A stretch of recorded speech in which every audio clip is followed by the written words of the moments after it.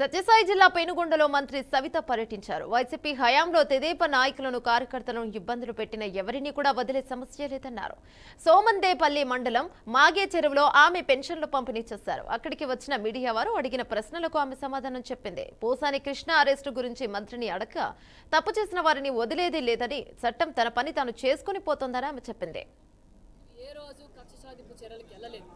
మరి ఈ రోజు మేము అధికారంలోకి వచ్చి 8 నెలలైంది. అంటే తప్పు చేసిన వాళ్ళని వదిలిపెట్టుకుంటూ పోవడమా? వదిలిపెట్టమంటారా? ఈ రోజు చట్టం తన పని తాను చేసుకుంటూ పోతుంది. మేము ఎక్కడ కక్ష సాధింపు చర్యలు చేయలేదు.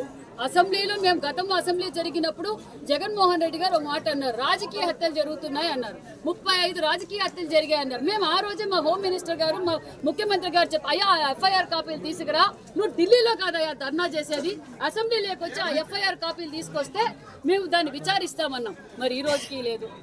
మరి తప్పు చేసిన వాళ్ళని చట్టం తన పని తాను చేసుకుంటూ వెళ్తుంది.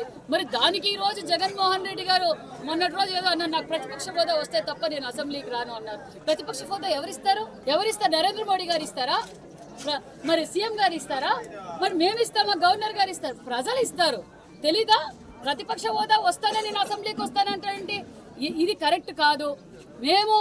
మేము కక్ష సాధింపు చర్యలు చేయదు. ఎన్డీఏ ప్రభుత్వం, ముఖ్యమంత్రి చంద్రబాబు నాయుడు గారు అభివృద్ధి, మనం ప్రజలకు భరోసా, ప్రజలు మనకు బాధ్యతగా గెలిపించారు. ప్రజల పనులు చేయని మేము ఎక్కడ కక్ష సాధింపు చర్యలు చేయలేదు. వాళ్ళకు కూడా తెలుసు, వాళ్ళ ప్రభుత్వం, వాళ్ళ నాయకులకు తెలుసు, ప్రజలకు తెలుసు వాళ్ళు ఏ విధంగా ప్రజల్ని మోసం చేశారో, దోచుకున్నారో, దాచుకున్నారో, మహిళలను ఏ విధంగా అసభ్యకరంగా మాట్లాడారో, ఏ విధంగా పోస్టులు చేశారో ప్రజలందరికీ తెలిసే